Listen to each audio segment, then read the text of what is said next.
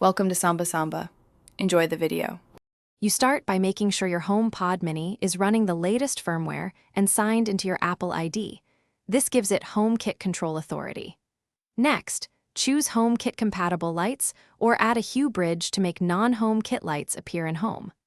Once done, connect all devices to the same Wi-Fi and enable Bluetooth on your iPhone. This initial alignment is crucial because HomePod acts as the home hub and requires those services to discover and control your lights reliably. Now you add the lights into the Home app so HomePod can control them.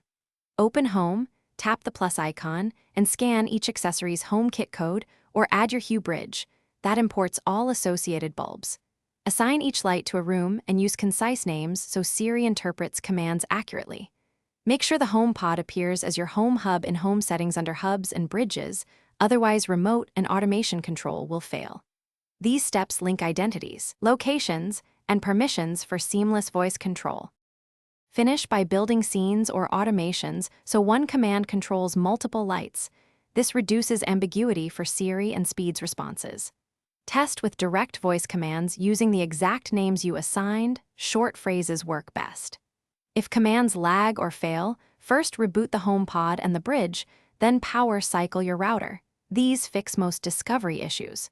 If you still have trouble, verify each accessory's firmware and that the Home app shows accessories as reachable. That single status. Thanks for watching. Consider subscribing if we helped you.